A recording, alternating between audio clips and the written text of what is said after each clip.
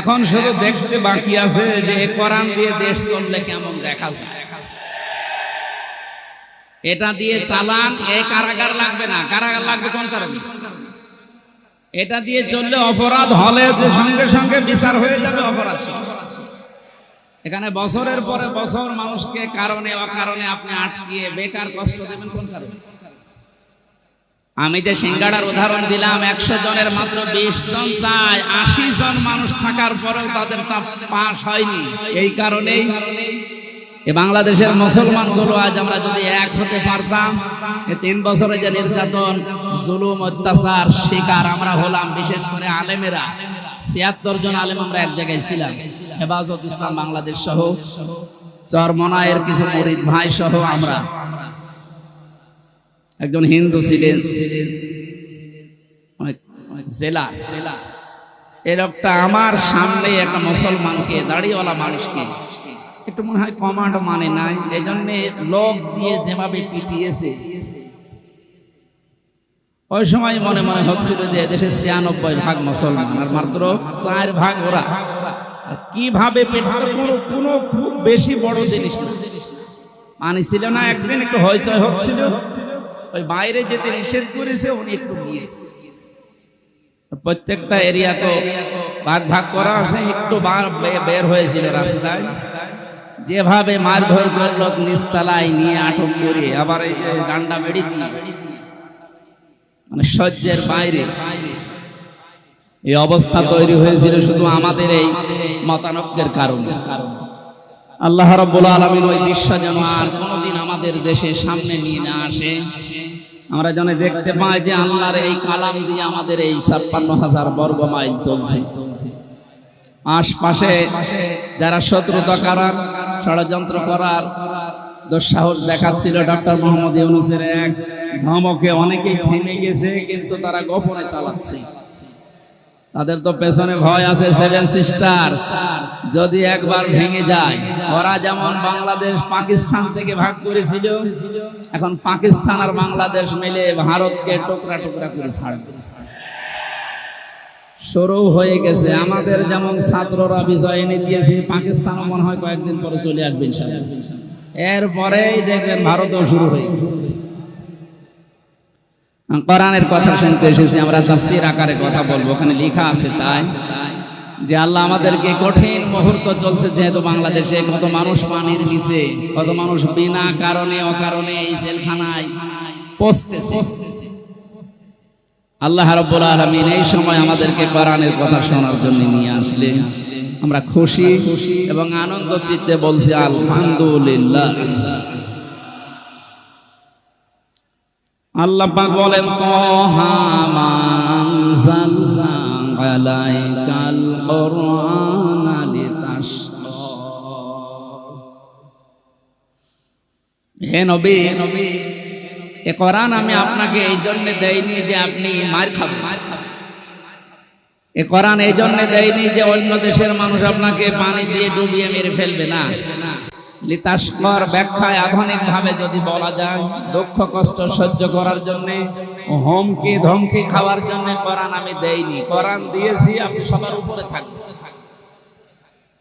নবীজিকে যতগুলো নাম দিয়ে আল্লাহ ডাক দিয়েছিলেন, তার ভেতরে 2 নম্বরের নাম হচ্ছে তাহা। ওনাকে আল্লাহ ডাক দিয়েছেন প্রথমে ইয়াসিন বলে। কি বলে বলেন তো? বলেন। তাফসীরে কাবীরে আল্লাহ পাক মুফাসসির যারা ইয়াসিন শব্দের তাফসীর করতে গিয়ে তারা দিয়েছেন ইয়া মানে হে, সিন মানে সাজ্জেদ। সাজ্জেদের ব্যাখ্যা করতে গিয়ে আল্লামা ফখরুদ্দীন রাজি রহমাতুল্লাহ আলাইহি উনি 5টা বিষয় সামনে নিয়ে এসেছেন। মুফাসসির বলেন, সিন মানে আল্লাহ বুঝিয়েছেন সাজ্জেদুল আলামিন, সিন মানে সাজ্জেদুল বাশার, সিন মানে সাজ্জেদুল কাউনাইন, সিন মানে সাজ্জেদুল আম্বিয়া, সিন মানে সাজ্জেদুল মুরসালিন। প্রতিটি শব্দের ব্যাখ্যা করতে গিয়ে আমরা দেখেছি মুফাসসিরের কথা বলছি, উনি জানিয়েছেন সাজ্জেদুল আলামিন মানে শুধুমাত্র বাংলাদেশ না, শুধুমাত্র এই পৃথিবী না, এই 228টা রাষ্ট্র নিয়ে দুনিয়া গঠিত। এখন এর বাইরে যত জগৎ আল্লাহ বানিয়েছে, যত জায়গায় মানুষ যেতে পারে, চাঁদে যাচ্ছে, মঙ্গলে যাচ্ছে, যত জায়গায় যেতে পারে ওখানেও যদি কেউ বসবাস করা আরম্ভ করে, সেখানেও তাকে মুহাম্মদ রাসূলুল্লাহকে নেতা মানা লাগবে। কারণ আল্লাহর ঘোষণা দেওয়া নেতা এই দুনিয়ায় একজনই, ইয়াসিন, হে নেতা। পৃথিবীর অন্য কাউকে আল্লাহ এই শব্দ দিয়ে ডাকেননি, হে নেতা, না, শুধুমাত্র মুহাম্মদ রাসূলুল্লাহকে আল্লাহ ইন্ডিকেট করেছে। সাইয়্যিদুল আলামিন দিয়ে বোঝা যায় পৃথিবীর কোন জায়গা না, যে কোন গ্রহে যদি আপনি বাস করতে চান, তানাজ্জালুল আমরু বাইনাহুম না, ওই সমস্ত জায়গায় আল্লাহর বিধিবিধান নাজিল হচ্ছে তাদের প্রয়োজনে। এই জন্য যদি মঙ্গলে যান, সেখানে যদি রাসূলুল্লাহকে নেতা মানা লাগে, তাহলে পৃথিবীর এমন কোন জায়গা আছে যেখানে বিশ্ব নবী বাদ দিয়ে অন্যের নেতৃত্ব মানা যায়? শুধুমাত্র বদ্ধ পাগল ছাড়া কোন মানুষ এই পৃথিবীর ময়দানে মুহাম্মদ রাসূলুল্লাহ বাদ দিয়ে অন্য কাউকে নেতৃত্বে আসনে বসাতে পারে না। এই শব্দটা বারবার উচ্চারণ করছি আমি খেলা করার জন্য না। গাজীপুরবাসী খুব খেয়াল করে শোনেন, এটা দুনিয়ার সাথে যদি সম্পর্কিত হতো, আল্লাহর কসম আমি এই জায়গায় বলতাম না, এটা সম্পর্কিত আখিরাতের সাথে। আল্লাহ পাক জানিয়েছেন ময়দানে মহাশারে মানুষ যখন হাজির হবে, ওই সময়ে মানুষকে আমি বিচারের কাঠগড়ায় দাঁড় করানোর জন্য 3টি স্টেপে সাজাবো। প্রথমেই মানুষকে ডাক দেওয়া হবে আল্লাহর সামনে দল দল করে। কোরআনে কারীম জানাচ্ছে, ওয়াকুল্লুহুম আতিহি ইয়াউমাল কিয়ামাতি ফারদা। সূরা মারইয়ামের 95 নম্বর আয়াত। আল্লাহ পাক বলেন কিয়ামতে প্রতিটি মানুষকে আমি আল্লাহর সামনে দাঁড় করাবো স্রেফ একা একা। কয়জন করে? এদের স্বাধীন হয়ে গেল কয়েকদিন আগে, দ্বিতীয় স্বাধীনতা বলা হচ্ছে। এরপরে অনেক ভণ্ড এখনো বসে নিয়ে এই কথাটাকে কোরআনের বিরুদ্ধে পুরা উল্টা সাজিয়ে মানুষকে এখনো ধোঁকা দিয়ে বোকা বানাচ্ছে। কোনো চিন্তা করবা না, চিন্তা নেইও, আমরা আছি, পার করে দেব। দুনিয়ার এই ছোট্ট জীবনে যদি অনেকে পার করতে গিয়ে ধরা খায়, কিয়ামতের ওই কঠিন ময়দানে আল্লাহ আপনাকে ডাকবে। কোন মানুষ আপনার সাথে প্রথম স্টেপে থাকবে না, স্রেফ আপনি একা সামনে দাঁড়াবেন আল্লাহর। একটু নিজের দিকে তাকিয়ে পেছনের জীবনের দিকে একটু হিসাব মিলান তো। সত্যি যদি আল্লাহ আপনাকে ডাক দিয়ে বলে, পড়, ইকরা কিতাবাকা কাফা বিনাফসিকা লিয়াউমা আলাইকা হাসিবা। সূরা বানী ইসরাঈলের 14 নম্বর আয়াতে আল্লাহ জানিয়েছেন, এটা পড়, জান্নাতে যাবি না জাহান্নামে যাবি, কারো জিজ্ঞাসা লাগবে না, তুই নিজেই যথেষ্ট। এখানে যত আসামি জেলখানায় আছে গাজীপুর, কাশিমপুর সহ প্রত্যেকটি আসামিকে আদালতে তোলার সময় বিচারক কিন্তু জিজ্ঞাসা করে তার অপরাধ সম্পর্কে, যেটা করেছেন কিনা। বিশেষ করে 164 যখন নেয়, ম্যাজিস্ট্রেট কিন্তু জিজ্ঞাসা করে যা যা বললেন আপনি এগুলো করেছেন কিনা।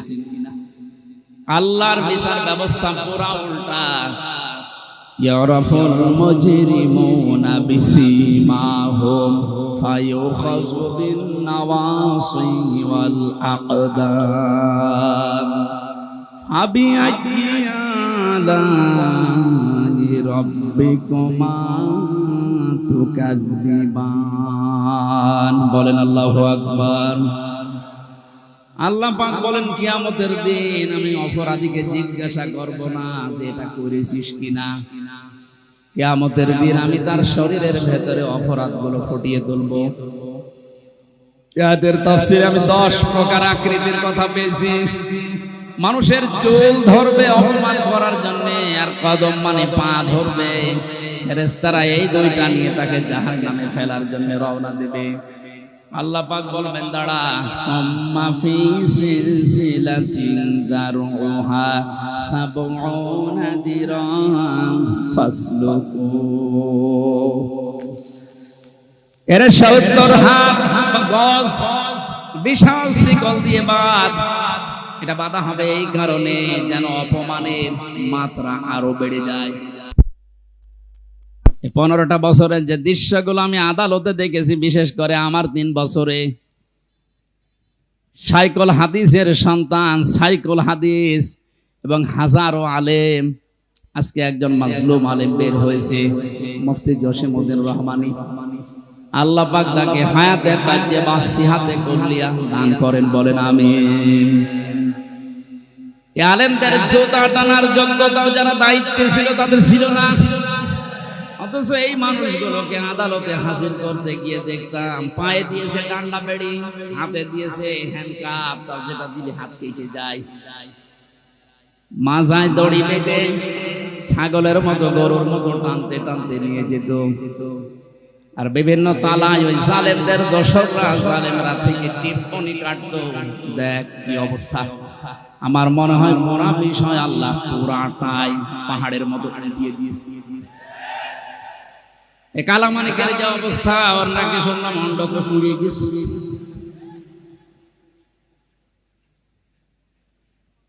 এ শয়তানটা বিশ্ব নন্দিত মুফাসসিরে কোরআন শহীদ আল্লামা দেলাওয়ার হোসেন সাঈদী রহমাতুল্লাহ আলাইহি, তাকে ফাঁসি দেওয়ার জন্য যে গর্ববোধ করেছিল যে আমি তাকে ফাঁসি দিয়েছি।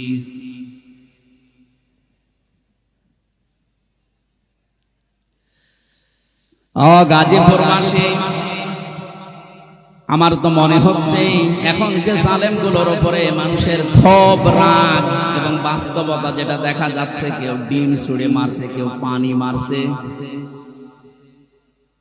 কেউ কেল ঘুষিত ফিরিয়ে আসে, এগুলো সব আমার যতটুকু ধারণা নবীর ওই হাদিস অনুযায়ী এটা আলেমদের বরদোয়ার ফল।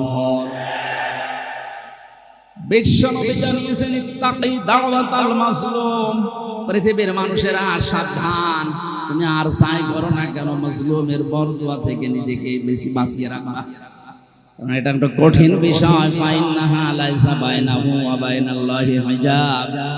মাজলুম যদি বরদোয়া করে আর আল্লাহর মাঝে কোনো পর্দা, কোনো ফারাক থাকে না, সঙ্গে সঙ্গে কবুল হয়ে যায়। আমার মাজায় দড়ি দিয়ে যখন নিয়ে গিয়েছিল প্রথমে, এত অসহায় মনে হচ্ছিল নিজের কাছে যে আল্লাহ আমি কি করেছি। পায়ে দিয়েছে ডান্ডা বেড়ি, হাতের ভেতরে হ্যান্ডকাপ, মাজার ভেতরে সে এত মোটা মোটা দড়ি। 2-3 জন 4 জন পুলিশ হাত ধরে রাখে আর একজন টানতেছে, গরু টেনে নিয়ে যাও। দুনিয়ায় যদি আল্লাহ এটা উল্টিয়ে দেখাতে পারে, আখিরাতের বিচার তো আলাদা। এজন্য কিয়ামতে আপনি একা দাঁড়াবেন, কোনো সাক্ষী লাগবে না, আপনার শরীরের ভেতরে ওই বিষয়গুলো আল্লাহ ফুটিয়ে তুলবে। ফাম্মা মান উতিয়া কিতাবাহু বিয়ামিনি, আমল নামা যদি আল্লাহ হাতে দিয়ে বলে পড়, ডান হাতে যারা পাবে ফায়াকুলু হাউ মাকরাউ কিতাবিয়া, নিজে আনন্দ পাবে আর মানুষকে বলবে দেখো কি সুন্দর রেজাল্ট আমি পেয়েছি। ও বাংলার মানুষেরা, পাশে যেহেতু কারাগার, হাজারো মানুষ এখন যারা আছে, আমি যেহেতু নিজের বাস্তবতা বলছি, হাজার হাজার মানুষ এই জেলখানায় তো প্রায় এক জায়গায় 10,000 আছে, এখন মনে হয় আরো বেশি। এই মানুষগুলো এই মাগরিবের পরে, এশার পরে এদের অনুশোচনা শুরু হয়। সবাইকে উদ্দেশ্য করে বলছি, আমরা যে যা করছি দুনিয়াতে, কিয়ামতের ময়দানে বইটা হাতে দেওয়ার পরে পড়তে পারবেন তো। এজন্য নিজের ব্যক্তিগত জীবনকে আগে সংশোধন করা আরম্ভ করেন। আমি নিজের থেকে এখন শুরু করব। আমি যদি সত্যি এখনই মারা যায়, আমার এই 33 বছরের যে রেকর্ড আল্লাহ আমাকে দেখাবে, আমি যেন সম্মুখে পড়তে পারি, এরকম কাজ এখন থেকে আরম্ভ করব। জীবনের আসল সফলতা তো এটা ফামাং সুহসিহানিন নারি ওয়া উদখিলাল জান্নাতা ফাকাদ ফাজ। আল্লাহ পাক বলেন ওই লোকটার জীবন তো সফল যাকে আস্তে আস্তে জাহান্নামের কাজগুলো ছেড়ে দেওয়ায় আর জান্নাতের কাজের দিকে আমি আল্লাহ তাকে এগিয়ে দেই। সুতরাং এমন আমল, এমন কাজ, এমন বই আমি তৈরি করতে চাই যেটা কোটি কোটি মানুষের সামনে আমি মানুষকে পড়ে শোনাতে পারবো। বলেন আমিন। কিয়ামতে যেহেতু সর্বপ্রথম আল্লাহ বিচার ব্যবস্থায় আপনাকে আমাকে একা ডাকবে, স্রেফ কেউ থাকবে না। সূরা মরিয়মের এই 95 নম্বর আয়াত অনুযায়ী যদি এখনো কেউ ধোঁকায় পড়ে থাকে যে না আমার বাবা আছে বাঁচাবে, এই আয়াত অনুযায়ী তো পুরা মিথ্যা আশ্বাস। কথা বলেন না কেন? কেউ থাকবে না পাশে, আপনি স্রেফ একা থাকবেন।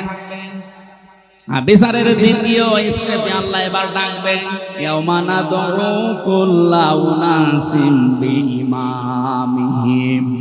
সূরা বানী ইসরাঈল 82 নম্বর আয়াতের 72 নম্বর আয়াতের প্রথম অংশে আছে আল্লাহ বলেন কিয়ামতে এবার আর তোকে একা না, তোকে ডাক দেব আমার দরবারে তোর নেতার সাথে। কার সাথে? এটা যদি কেউ রাজনীতি মনে করেন আপনার কপালে আগুন লাগবে। আল্লাহ পাক বলেন কিয়ামতে আমি তোকে তোর নেতার সাথে ডাক দেব। ও গাজীপুরবাসী, নিজের মনকে প্রশ্ন করেন তো, আপনি যে নেতার আদর্শ মেনে চলেন, ওকে যেহেতু আল্লাহ আগে ডাকবে, এরপরে পেছনে আপনাকে, আপনার কি মনে হয় এখন আপনি যার পেছনে এখনো পর্যন্ত আছে ওই লোকটা যদি সামনে থাকে আল্লাহ কি মাফ করবে বলে মনে হয়? আপনি এখনই যদি বলেন না আপনি ধরা খাবেন, ও বলছে ঠিক, ও ধরা খাবে, তাও ধরা যেন খাওয়া না লাগে এই কারণে তো রাইফি সাহেব আয়োজন দিয়েছে, কোরআন দিয়ে শোনানোর জন্যই দিয়েছে তাফসীরুল কোরআন মাহফিল। আমি তো কোরআন দিয়েই বলছি, একটা কথাও বাইরের বলেছি। সুতরাং আহ্বান জানাচ্ছি, আমি বড় দরদ নিয়ে মায়া নিয়ে আমি দেখতে পাচ্ছি কোরআন আর হাদিসের চোখ লাগিয়ে যে আপনি ধরা খাবেন। এখনো পর্যন্ত অনেক জালেমের দোষর এখনো স্ট্যাটাস দিয়ে যাচ্ছে। আমার মনে হয় যার মনের ভেতরে বিন্দু পরিমাণ একটু বিবেক, একটু অনুশোচনা কাজ করে, তার সামনে যদি শুধু আয়না ঘরটা ভেসে আসে, কোনোদিনও জালেমের পক্ষে স্ট্যাটাস দেওয়ার কথা না। মর্মান্তিক বিষয় আপনি একটু ভাবেন। শুধু আমি মাঠের নিচে ছিলাম, কি অসহায় মনে হয় নিজেকে, তাও তো আমার একটু বড় জায়গা ছিলাম, কিন্তু ব্যারিস্টার আমান আজমি ভাই সহ যারা ছিলেন ওদের কবরের মতো জায়গায় রেখে দিত। এই জুলুমের সাথে যারাই জড়িত, এখনো যদি বিশ্বাস না হয়, যারা দায়িত্বে আছে তাদেরকে বলবো আয়না ঘরটা টুরিস্ট স্পেস হিসাবে রেখে দেন। মানুষ যেন তামাম দুনিয়ার মানুষ বোঝে যে এই পৃথিবীতে একজন জালেম ছিল। এটা জুলুমের একেবারে সর্বোচ্চ পর্যায়। এটা বেঁচে থাকা মানুষও জানে না। আপনি যদি মেরে ফেলে সংবাদ দিয়ে দিতেন যে অমুককে মেরে ফেলেছে, তাহলে তার বউটা অন্য জায়গায় বিয়ে করে পারত, তার ছেলে মেয়ে বসতো যে বাপ মারা গেছে। কি অবস্থা বলেন তো ব্যারিস্টার আরমানের, তার স্ত্রীকে আপনি কি জবাব দেবেন কিয়ামতে? আয়না ঘরের সাথে যারা জড়িত ছিলেন, যদি ব্যারিস্টার আরমানের বউ আপনাকে মাফ না করে, কোরআন হাতে নিয়ে বলছে আপনি চির জাহান্নামী, কেউ পারবে না আপনাকে বাঁচাতে। হ্যাঁ, আল্লাহ বলেন আল্লাহ পারবে না, কারণ আল্লাহ পাক ছেড়ে দিয়েছে ব্যারিস্টার আরমানের বড় উপরে। এটা হক্কুল ইবাদের ভেতরে 8টা বছর স্বামী থেকে আপনি তাকে আলাদা করে রেখেছেন, ও জানতোই না যে দুনিয়ায় আছে।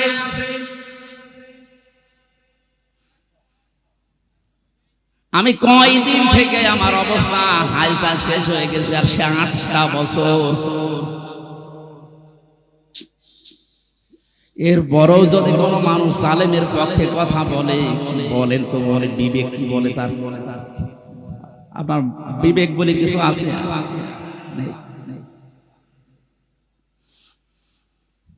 তো বাস্তব কথা বলছে, আপনি কিন্তু ধরা খাবেন আমি দেখতে পাচ্ছি। এখনো আদর্শ ঠিক করেন।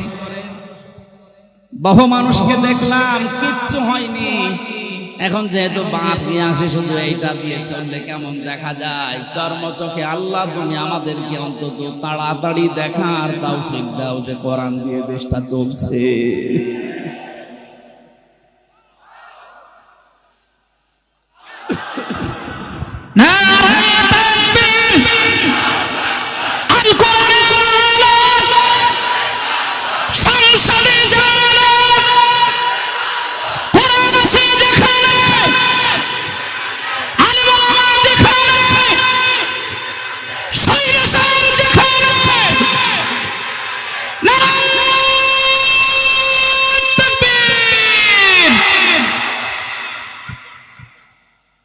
অন্য কোন দিকে না নিয়ে বিবেকের দিকে নিয়ে যান। আমি আপনাকে বাঁচাতে চাই।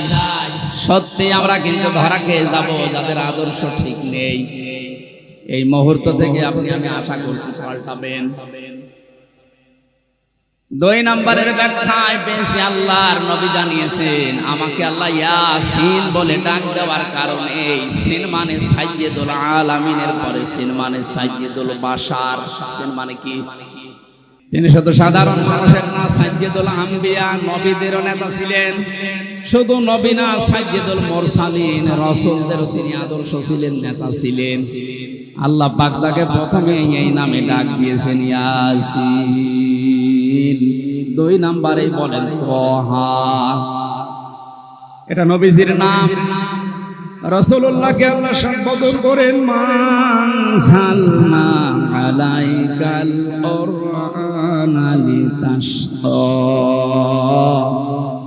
হে নবী, আপনাকে আমি কোরআনটা এই জন্য দেইনি যে আপনি অপমান হয়ে থাকবেন, অপদস্থ হবেন, না খেয়ে থাকবেন, বন্যার পানিতে ডুবে মরে যাবেন না। কোরআন দিয়েছি এগুলো সব মোকাবেলা করার জন্য।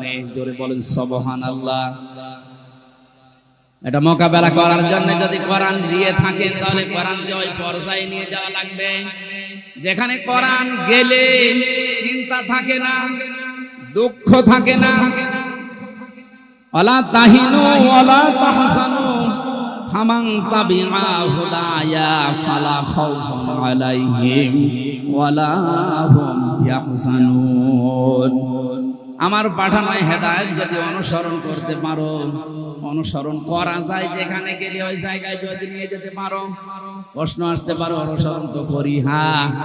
আজ আমাদের অনেকের ঘরে ঘরে কোরআন শরীফ আছে, কিন্তু যেখানে থাকা দরকার ওই জায়গায় না থাকার কারণে আজ হাজারো মানুষ জায়েজ জিনিস জায়েজ জানার পরও মানতে পারছে না। যেখানে গেলে জায়েজটা জায়েজ ভাবে মানা যায় আর হারামটা হারাম জানার পরে ছেড়ে দেওয়া যায়, এই জায়গায় কোরআনকে পৌঁছিয়ে দেওয়ার দায়িত্ব এখন আমাদের। আর সে সময় এবং সুযোগ আমাদের সামনে ইনশাআল্লাহ আসতেছে। এরপরও যদি আপনি ভুল করে ফেলেন, আমার মনে হয় বারবার আল্লাহ সুযোগ দেবে না। কথা বলেন না কেন? মান করাল কোরআনা ফাস্তাজহারাহু, যে ব্যক্তি কোরআন পড়ে এবং কোরআনকে দাঁড় করানোর জন্য স্পষ্ট ইজহার মানে বিজয় করা। ইজহার মানে কি? কোরআনকে বিজয়ী করার জন্য যারা চেষ্টা চালায়, ফাহাল্লা হালালাহু ওয়া হারামা হারামাহু, এর হালালকে হালাল জেনে আঁকড়িয়ে ধরে, হারামকে হারাম জেনে ছেড়ে দেয়, আদখালাহুল্লাহুল জান্নাহ। হে নবী, আপনি বলেন আল্লাহ পাক তাকে জান্নাতে দিয়ে দিয়েছে। জান্নাতে দেবে না, জান্নাতে দিয়ে দিয়েছে। সুতরাং এমন একটা দেশ এখন কোরআনে কারিম দিয়ে গঠন করা দরকার যেখানে বসবাস করলে জান্নাতে যাওয়ার গ্যারান্টি পাওয়া যায়। হজ করতে যারা যান, এই যে মানুষগুলোকে আমি দেখেছি 16 সালে কি নিয়ে আসে মানুষ ওখান থেকে। আসার সময় হয় তসবিহ নেয়, পাথর নেয়, জায়নামাজ নেয়, আতর নেয়, আর বাকি কিছু কিছু জিনিস নিয়ে আসে, স্বর্ণ। ওখান থেকে নিয়ে আসার কথা ছিল কি, আরাফাতের ময়দানে অবস্থান করে যখন আবার আসতেছেন 9 তারিখে, মুজদালিফার যে ময়দানটা আছে, লক্ষ লক্ষ নারী পুরুষ খোলা আকাশের নিচে কোনো অভিভাবক লাগবে না, একা একা শুয়ে আছে, পাশে যুবতী মেয়ে আছে, কোনোদিন কার ওয়াজ পর্যন্ত সাহস হয়নি একটু তাকায়। কথা বলে না কেন? যেমন তেমন মেয়ে লোক না, বিশ্ব সুন্দরী যারা তারাও শুয়ে আছে। এ কঠিন পরিস্থিতিতে যদি কোনো মানুষ আজ পর্যন্ত এটা প্রমাণ করতে না পারে যে এখান থেকে 5টা মেয়ে হাইজ্যাক হয়ে গেছে, শুনেছেন কোন? 5টা মেয়ে সম্ভ্রম হারিয়ে ফেলেছে, শুনেছেন কোনদিন? 5টা ধর্ষণের শিকার হয়েছে, শুনেছেন? আপনি এটা নিয়ে আসতে পারেন না। কোরআনের নিয়মটা থাকার কারণে যদি খোলা আকাশের নিচে মরুভূমির ভেতরে এত বড় একটা নিরাপত্তা গ্যারান্টি পাওয়া যায়, 56,000 বর্গ মাইল যদি এইটা দিয়ে চলে, পুরাটাই আমার মনে হয় আল্লাহ মুজদালিফার মতো নিরাপত্তা দিয়ে দেবে। এজন্য আমাদের আসল কাজ হবে এখন এইটাকে উপরে তোলার চেষ্টা চালাচ্ছে যারা, আল্লাহ তাদের এই চেষ্টার ভেতরে যেন ইখলাস আরো বাড়িয়ে দেন, তাদের শরীর স্বাস্থ্য আল্লাহ যেন সুস্থ রাখেন। সবাই বলেন আমিন। দরুদ পড়ছি, সালাম পাঠাচ্ছি আমাদের নবী মুহাম্মদ রাসূলুল্লাহর উপরে, যিনি আর্থ মানবতার মুক্তির জন্য দুনিয়াতে এসেছিলেন। এখন তার আদর্শটা দিক বিদিক ছোটাছুটি করছে মানুষ, এই কারণে আমরা এখনো পর্যন্ত অসহায় হয়ে আছি দুনিয়ার ময়দানে। আল্লাহ যে উদ্দেশ্য নিয়ে তাকে পাঠিয়েছিলেন, তাকে যদি আমরা ওইভাবে গ্রহণ করতে পারি, এখনো আমরা নেতৃত্বের জায়গায় যেতে পারবো ইনশাআল্লাহ। আল্লাহ যেন ওটা দেখার তৌফিক আমাদের দেন, বলেন আমিন। আজকের আমার আলোচনার বিষয় হচ্ছে ঈমান আনার কিছু শর্ত আছে। এখানে আরেকটা আলোচনা আছে সামনে, ওখানে ঈমান নষ্ট হয়ে যায় কি করলে, ওই বিষয়গুলো আমি কোরআন আর হাদিস দিয়ে তুলে ধরবো। আজকের আলোচনার বিষয় ঈমান আনলেই না, আমরা যেহেতু ঈমান পাইনি, আমরা ঈমান এনেছি, এই কথাটা ঠিক হয়। আমরা ঈমান পেয়েছি না ঈমান এনেছি? হ্যাঁ, এটা ক্লাস চলছে, জবাব দেন তো ছাত্রের মতো। আমরা এখানে যারা আছি ঈমান কি এনেছি না ঈমান পেয়েছি? পেয়েছি। বাপ দাদা পূর্বপুরুষ মুসলমান ছিল, এসেছি ওই ঘরে, এই জন্য আমিও মুসলমান, আমারও ঈমান ওই পর্যায়ে। তো সাহাবায়ে কেরাম ঈমান পেয়েছিলেন না ঈমান এনেছিলেন? কোরআনে কারিমে আল্লাহ যে বারবার ডাক দিয়েছেন, ঈমান পেয়েছো যারা না ঈমান এনেছো যারা। ইন্নাল্লাযীনা আমানু, নিশ্চয় যারা ঈমান পায়, কি যারা ঈমান আনে। তাহলে ঈমান আনার বিষয়, ঈমান যদি কেউ আনতে চায়, বিশ্ব নবীকে আল্লাহ জানিয়েছেন, হে নবী তারা যেন আপনার কাছে আসে যারা ঈমান আনবে বলে 6টা বিষয় তাদেরকে জানাবেন, যে এই 6টা হচ্ছে ঈমান আনার শর্ত। সূরা মুমতাহিনার 12 নম্বর আয়াতে আল্লাহ এই দলিলগুলো দিয়েছেন। বিশ্ব নবীর কাছে যে মেয়েরা আসতো বায়াত নেওয়ার জন্য, নবীজি জানিয়েছিলেন পর্দার আড়ালে বসো, তোমাদেরকে আমি বায়াত দিতে রাজি আছি, কিন্তু 6টা বিষয় ওয়াদা করে যাও যে জীবনে কোনোদিন করবা না। আর যারা দায়িত্বে আছেন, উপদেষ্টা মণ্ডলীতে যারা আছেন, কয়েকজন মাত্র হিন্দু, বাকি সবই যেহেতু মুসলিম। আর ধর্ম উপদেষ্টায় যিনি আছেন তিনি বিশিষ্ট একজন আলেম,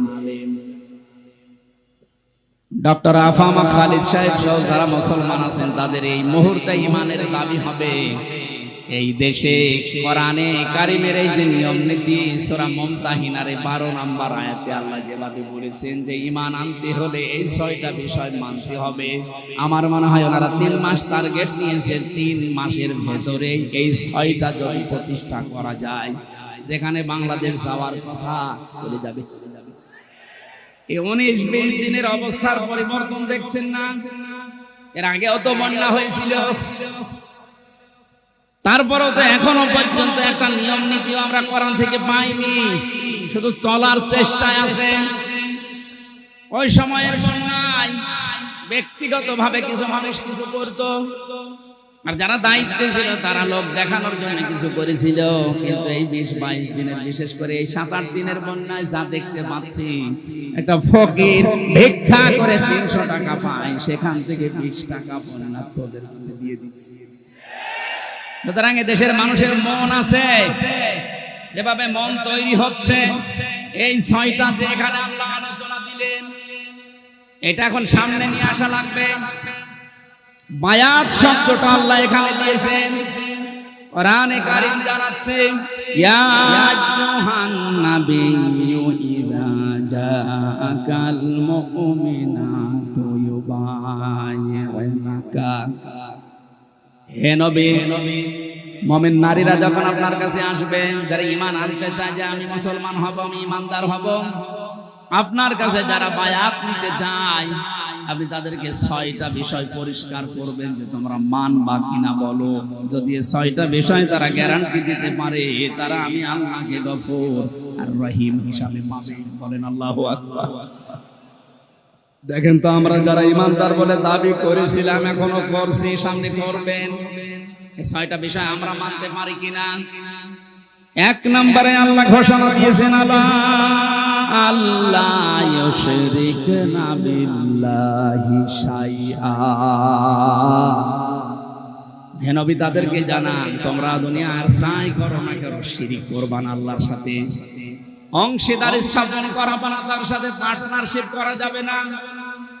এই কথাটা যেহেতু পৃথিবীর যত জাতি আছে মুসলমান বাদ দিয়ে সবার বিরুদ্ধে যায়, এই জন্য আয়াতের ব্যাখ্যা করলে দুনিয়ায় মুসলমান বাদ দিয়ে যত জাতির লোকেরা আছে তারা আমাকে শত্রু মনে করে।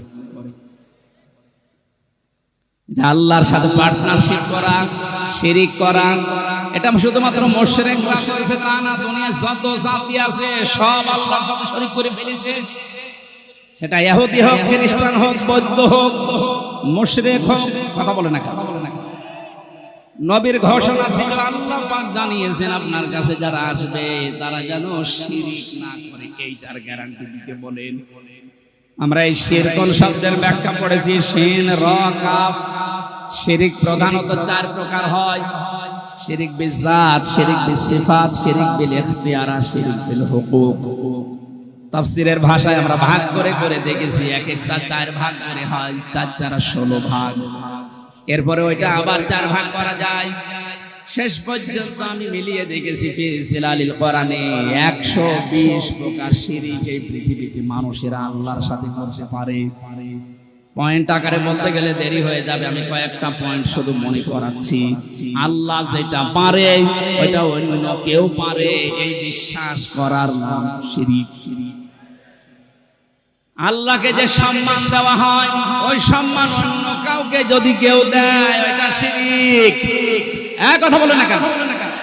এ জাতিকে অনেকেই সূক্ষ্ম ষড়যন্ত্রের মাধ্যমে বিভিন্ন জায়গায় শিরিকের আমদানি করে জাতিকে মুশরিক বানানোর জন্য উঠে পড়ে লেগেছিল। গুরুত্বপূর্ণ ভূমিকা যারা পালন করেছে, বিভিন্ন দাদাদের কথা শোনার মাধ্যমে, তার ভেতরে শিক্ষা ব্যবস্থা যে 2 জন ছিল পরপর, এই 2টা কোথায় পৌঁছিয়েছে শিক্ষাকে। কোটি কোটি টাকা খরচ করে একজন মানুষকে বিভিন্ন মোড়ে মোড়ে দাঁড় করিয়েছে। কি সম্মান তার দিলেন আপনি? একটা দিনও যেতে পারেনি, 1:30টার সময় পালিয়েছে। বিকাল হতে হতে সারা দেশের সব দাঁড়ানো মানুষগুলো শুরু করেছে। এমনকি আমার কুষ্টিয়ার যে দৃশ্য দেখলাম, যেটা এখন শহীদ চত্বর হয়েছে, ওটা মুজিব চত্বর ছিল, ওটা ভেঙে এত শব্দ, বহু কষ্ট করে 3 ঘন্টা চেষ্টা করে করে মাটির সাথে মিশিয়ে দিল। কি পেলেন আপনি? এই যে কোটি কোটি টাকাগুলো, ওগুলো যদি এখন থাকতো, অন্তত ওই টাকা এখন কন্যাত্মদের ভেতরে দেওয়া যেত। আর আমার তো কোরআন হাদিস পড়ার পরে ধারণা যা, ওই মূর্তি বানানোর টাকাগুলো যদি আমরা আজ বন্যাস্ত এই মানুষদের কাছে দিতে পারতাম, বঙ্গবন্ধুর কবরে মহান আল্লাহ আরো শান্তি বৃদ্ধি করে দিত। ইসলাম না জানার কারণে আর পাশে যে দালালগুলো ছিল, তারা এদেরকে সঠিকভাবে না বোঝানোর কারণে, বিভিন্ন চাপ থাকার কারণে মানুষগুলো শিরিক করেছে, আমাদেরকেও করাতে বাধ্য করেছে। এখন থেকে যে চাপ নেই, শিরিক এটা মুক্ত হওয়া লাগবে জীবন থেকে। ছোটখাটো অপরাধ যদি হয় আল্লাহ গফুর আর গফফার নামের খাতিরে মাফ করবে আশা করা যায়, কিন্তু শিরিক করলে আল্লাহ মাফ করবে না। বারবার ঘোষণা দিচ্ছেন। ও গাজীপুরবাসী সহ যারা আছে, এই কথাটা গ্যারান্টি আজকে দেওয়া লাগবে যে আগুনে যদি পুড়িয়ে ফেলেন, যদি টুকরা টুকরা করে ফেলেন, ওই ঝিনাইদার এমপির মতো করেন, ঝিনাইদা এমপিকে হিরোর নামে তার পিটিয়ে মেরে উলঙ্গ করে চার রাস্তার থাক, এরকমও যদি আপনাকে করে দুনিয়ায়, জেলখানায় মাওলানা মুফতি জসিমউদ্দিন রহমানের মতো 11-12 বছর না, বিশ্বানন্দিত মুফাসসিরের 13 বছরের মতো না, 100 বছরও যদি আপনাকে রেখে দেয়, কোনোদিন আমি শিরিক করব না, এটার গ্যারান্টি নিয়ে মারা যেতে পারলে আপনি জান্নাতি। শিরিকের গুনাহ বাদ দিয়ে বাকি গুনাহ আল্লাহ মাফ করবে বলে ঘোষণা দিয়েছেন।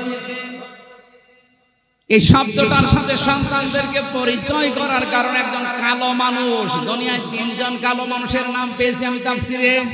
হযরত ওমরের খাদেম একজন মাহাজা রাদিয়াল্লাহু তাআলা আনহু, আরেকজন এই যে যার নাম আল্লাহ কোরআনে দিয়েছেন তার নামে লোকমান, 3 নম্বরে হযরতে বেলাল। এত কালো ছিল এদের চেহারাগুলো, তাদের বর্ণনা পড়েছি তাফসিরে।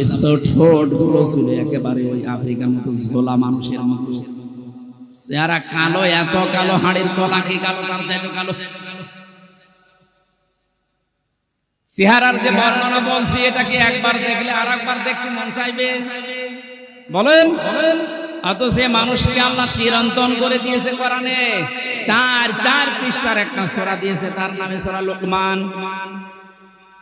তিনি কি করেছিলেন এত দুনিয়ায়? তার পুরা জীবনে আমি পড়ে দেখেছি, সর্বপ্রথম তার কাজ ছিল তার সন্তানকে তিনি ডাক দিয়ে এই শিরিকের বিষয়ে আল্লাহর সাথে পরিচয় করিয়েছিলেন।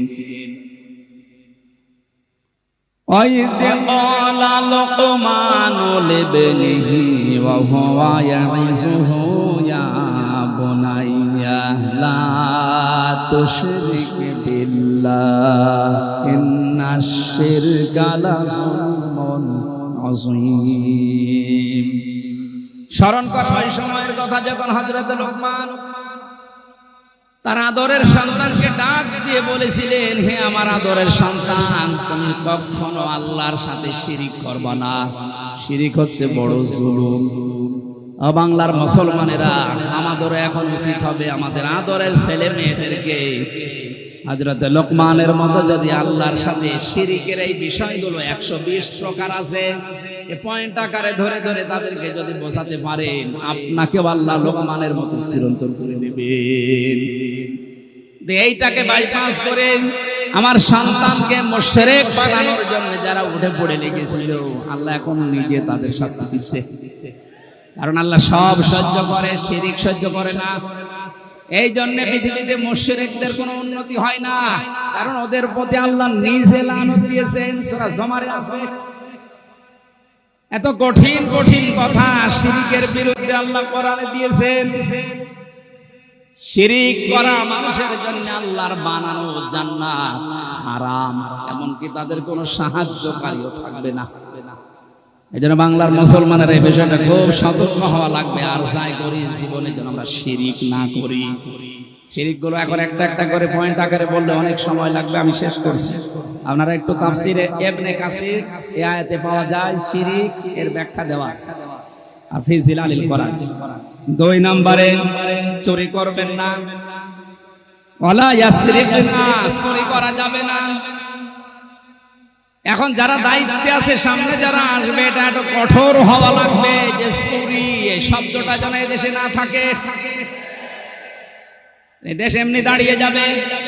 বরং যারা চুরি করেছে, চুরি করে বাইরে যারা টাকা পাঠিয়েছে, ওই টাকাগুলো যে কোনো ভাবে এদেশে নিয়ে আসা লাগবে। যদি দিতে না চায়, তাদের যা আছে এই দেশে স্থাবর অস্থাবর, এমনকি তাদের স্ত্রী সন্তান হলেও এই দেশের খেদমতে লাগানো লাগবে। কারণ চুরি করা টাকা দিয়ে আমাদের বাহাদুরি করেছিলেন, এবার বোঝেন ঠেলা। রাষ্ট্রীয় নিয়ম নীতি ছাড়া যেহেতু সম্ভব না, এই আইনটা যেন পাশ না হয়, এই জন্য বহু মুশরিক এই দেশে চেষ্টা চালিয়েছিল, এমনকি আয়াতকে তারা বড় বড় আইন ঘোষণা দিয়েছে। এখন যারা সামনে যাবে তারা যেন এটা একটু মেনে নেওয়ার চেষ্টা চালান। ওয়ালা ইয়াজনিনা, জিনা করা যাবে না। আজ বাস্তব এত ভালো মানুষ মনে করতাম যাদের, তারা অন্যের বউ নিয়ে রাত কাটিয়েছে। আরে দরবেশ, এত বড় দাড়ি আর অন্যের বউ জোর করে তালাক দিয়ে বলেন সুবহানাল্লাহ। দরবেশের এই হবে, বাকি যেগুলো নমো, এদের চরিত্র কোথায় গিয়ে পৌঁছিয়েছে? আর এরা আলেমদের বিরুদ্ধে ধর্ষণ মামলা।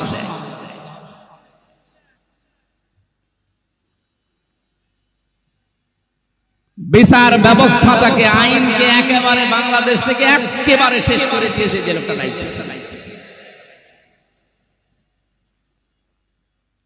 এটা যেহেতু শুরু হয় নিজের কাছ থেকে, একেবারে অন্তর থেকে, যারা আমরা এখানে আছি জীবনে যাই করি, জিনা এটা খুব খুব মারাত্মক বিষয়। আলা তাকরাবুজ জিনা, জিনা করা দূরের কথা, ওর ধারে কাছেও যাওয়া যাবে না। ওটা দিয়ে যেটা আরম্ভ হয়, যে মাধ্যমগুলো দিয়ে, ওই মাধ্যমগুলো এখন কন্ট্রোল করা দরকার। যে সমস্ত বিষয়গুলো উন্মুক্ত আছে এগুলো কন্ট্রোলে নিয়ে আসা দরকার। বিশেষ করে যিনি দায়িত্বে আছে, এখন মনে হয় নাহিদ ইসলাম আছে না, উনি যেন আরো শক্ত হন, কারণ মানুষের চরিত্র যদি না থাকে কি আছে বলে। এরপরে আল্লাহ জানিয়েছিলেন সন্তান হত্যা করা যাবে না, অপবাদ দেওয়া যাবে না। এর ভেতরে 3টা পয়েন্ট আমি তাফসীর থেকে পেয়েছিলাম, শেষ করব।